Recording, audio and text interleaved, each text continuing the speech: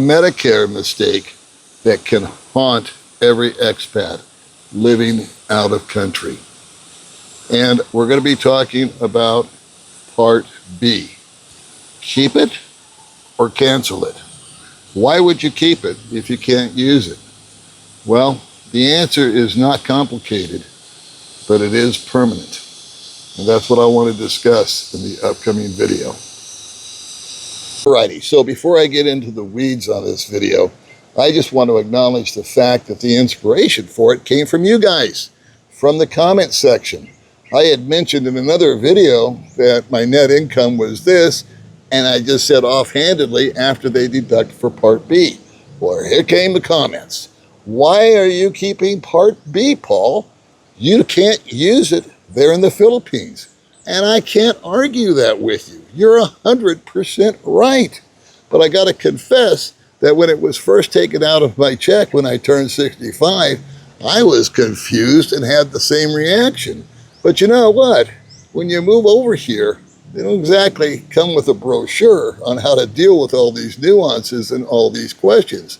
So what I want to explain, and perhaps you can give me some feedback on this, is what my decision was and why I made the decision that I did. So the decision that I made was to keep it. And why would I do that? Well, the genesis of that answer to that question goes all the way back to when I first moved out here and the logic that I applied to making the move to begin with. When I came out here, I allowed myself 6 months to either like it or not like it. And I figured, you know what? If I don't like it, I can pat myself on the back for giving it a try. Now I know, and I can always just pack up, buy a plane ticket, go back home, and pick up where I left off. Another alternative would have been to have moved to another country, but I felt in my heart of hearts, probably just go back home, go back to work, and call it a day. However, I did like it. And here I am 9 years later. So when this Medicare Part B question came on the horizon, I gave myself the same opportunity. Initially, the knee-jerk reaction was for me to just go in, since I have the opportunity to cancel it, and get rid of it. I don't remember the exact amount that they were taking out at that time, but I know that as of 2025, it was $185, and as of 2026, it's $202.50. Push, right out of the check, month in and month out. The government giveth, and the government taketh away. Anyway, I said, okay, I'm going to give it 6 months because I don't want to make a rash decision. I want to think this one through. And that's exactly what I did. And my thought process was as follows. Okay, it's costing me X amount of dollars, and this is basically giving me close to 100% medical coverage. And my thought was this: if I get diagnosed with some kind of chronic illness, there is no way that I can afford, no matter how much money I save, $50,000, $100,000, whatever it might be, if I've got to be in some long-term treatment for, heaven forbid, some chronic thing, I hate to use the word, but for an example, I'll just say the big C, and I've got to get chemo or any of that kind of good stuff going on for an extended period of time, would I be able to afford it out here? And the answer is no. I have a friend that was diagnosed out here, and it cost him $200,000, and he still ended up going back to America to continue the treatment. So I didn't want to be in that pickle. But it doesn't address the question. Why would I keep it if I can't friggin' use it? Well, I can use it because I can go back to the States. I can afford to get some sort of lodging near a hospital, hopefully. That should be able to sustain me as long as the medical bill is covered. And if I'm getting the treatment that I need, cool. I'll be the first to admit that if something were to happen to me suddenly out here, example, a heart attack, I'm coming to see you, Elizabeth, or a stroke, I've come to the realization and the acceptance that if I had a heart attack during this video, that would be the last time I would see you, and it would be the last time you would see me. I would die by the time I got to the hospital out here.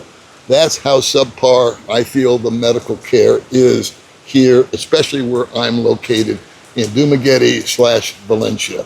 I've watched friends of mine die for that exact reason.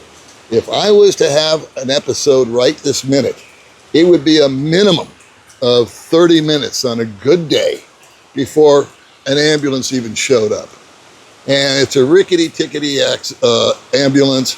It's got some sort of makeshift thing board to lay on, and it just bobbles down the street. And then we pull into the emergency room entrance, and it's another 30 minutes to get through that quagmire. And then you got to prove payment up front and show your card or your PhilHealth or whatever. And then if you do get into a room, we're going to go with heart attack. There's 1 or 2 cardiologists in town, and there's 5 or 6 hospitals. And it could be his day off. He could be at lunch. He could be working out of his own office or another hospital. It could be a day before he even shows up. And by that time, the party's over. Again, I don't know if I already said this or not. I'm probably repeating myself. I've seen that exact same scenario happen. So I freely admit that. I have also come to the conclusion that medical care is not that far away if something severe, long-term, that's going to require a lot of treatment for a long period of time, that isn't something that's going to take me out this minute, but eventually will take me out if I don't treat it. Well, Guam is only 4 hours away. Guam is an American territory.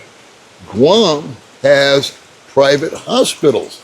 I don't have to fly all the way back to the mainland. I don't have to fly to Hawaii. I can go 4 hours away, check in, find lodging, and get the treatment that's necessary. To me, that is a little lifeboat that I think is important.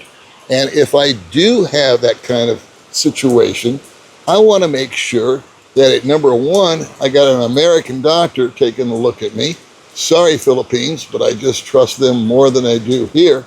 And number 2, it's pretty much free with the exception of lodging. And I think I can make that work. That is the reason why.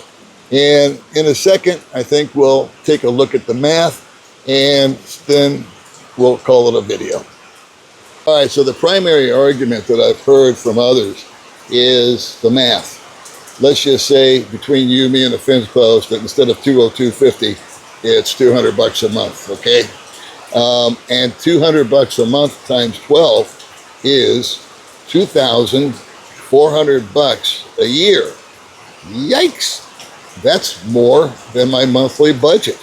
If I cancel it, I can live out here for 12 months on 11 months worth of income just by making that one move.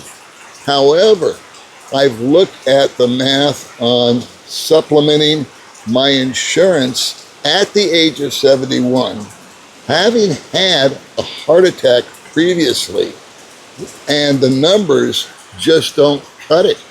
Number 1, Medicare. Pre-existing conditions don't count. Doesn't matter what's happened to me, they're going to treat me. If I look at insurance policies, and I have, they run somewhere between $700 and $1,000 per month. And they exclude all kinds of stuff, especially pre-existing conditions. Now, if I've had a heart episode in the past and I've had a stent thrown in there, what do you think they're going to exclude? And what do you think is foremost on my mind of a future problem? Cardiac. I get a checkup once a year. It's raining, sorry. I get a checkup once a year. I have my heart and everything else monitored along with all the other good stuff. And so if there's something that's starting to look a little shady or suspicious, I can go in and I can get treatment for it. I'll tell you this, I would be, sorry, it's raining. I would be the first one to be booking that flight over to Guam, making an appointment with an American doctor, letting him do his own diagnosis. Always want to get a second opinion, right? Maybe there is a problem, maybe there isn't. But if there is, at least he could address it. And I think at the end of the day, I'm way ahead financially and definitely way ahead as far as life expectancy. Looking forward to hear what you have to say about this, and if you think I made the right decision or am I full of shit. Feel free to comment either way. All right, kids, see you in the next video.